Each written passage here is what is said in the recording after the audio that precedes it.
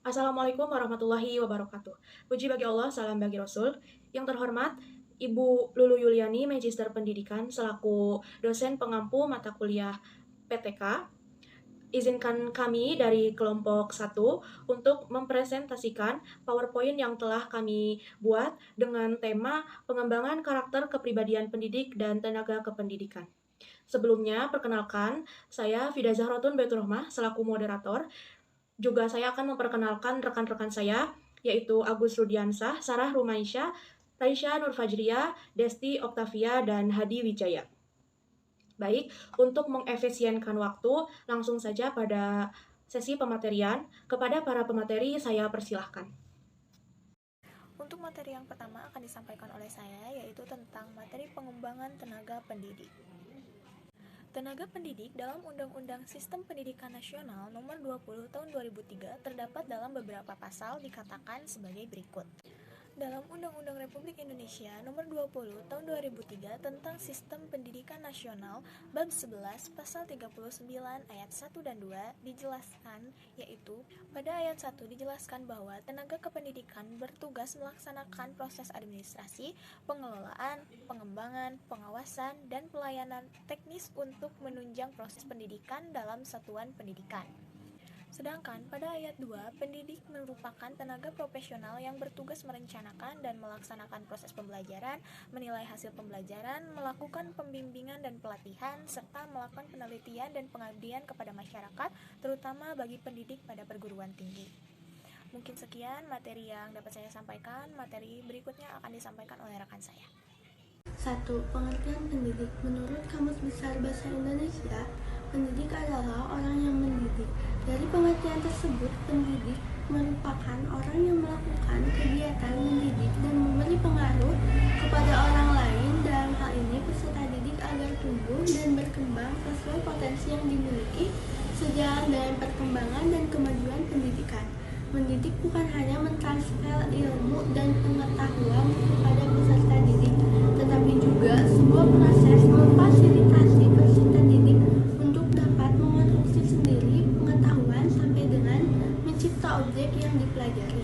Adapun menurut Nur Jamaluddin 1978, guru adalah pendidik, yaitu orang dewasa yang bertanggung jawab memberi bimbingan atau bantuan kepada anak didik dalam perkembangan jasmani dan rohaninya agar mencapai kedewasaannya, mampu berdiri sendiri, dapat melaksanakan tugasnya sebagai makhluk Allah di muka bumi, sebagai makhluk sosial dan individu yang sanggup berdiri sendiri.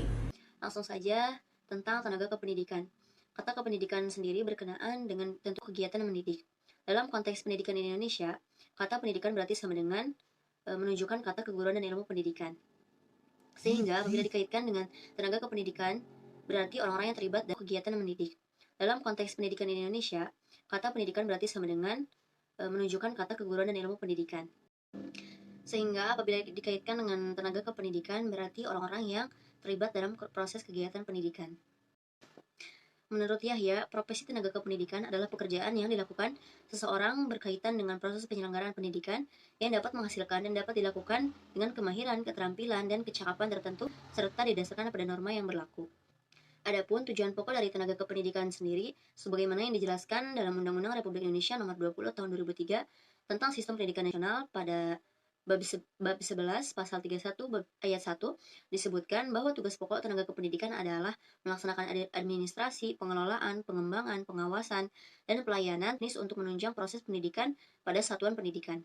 Langsung saja yang selanjutnya tentang pandangan dan pencerahan terhadap pendidik dan tenaga kependidikan. Pandangan yang pertama, guru yang diharapkan masa kini. Yang kedua, tugas guru sebagai panggilan hidup. Yang ketiga, guru yang demokratis. Yang keempat, guru yang profesional. Dan yang kelima, pandangan terhadap peningkatan kualitas guru. Selanjutnya, tentang pencerahan terhadap pendidik tenaga kependidikan dapat dilaksanakan melalui pendekatan sumber daya manusia, antara lain meliputi kompetensi, sertifikasi, kualifikasi, rekrutmen dan seleksi. Selanjutnya pengembangan karir, penilaian kerja, penghargaan dan perlindungan, dan yang terakhir pemberhentian.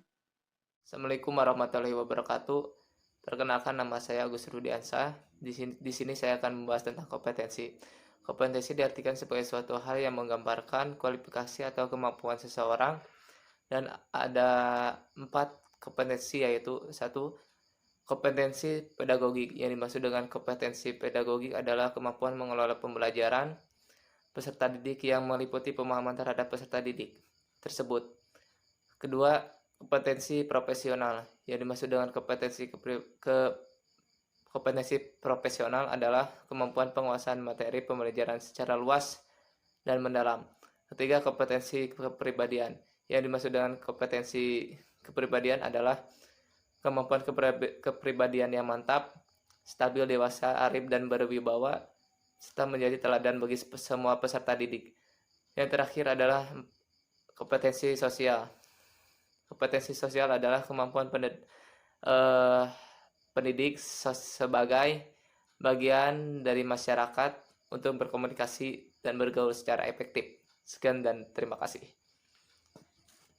Baik, materi yang selanjutnya yaitu tentang peran guru. Peran guru merupakan prosesi pendidik dan tenaga kependidikan 22 Adams dan Dickey sebagaimana dikutip Hamalik tahun 2004-123, yaitu peran guru sesungguhnya sangat luas yang meliputi hal besar yaitu 1. Guru sebagai pengajar, 2. Guru sebagai pembimbing, 3. Guru sebagai ilmuwan, 4. Guru sebagai pribadi.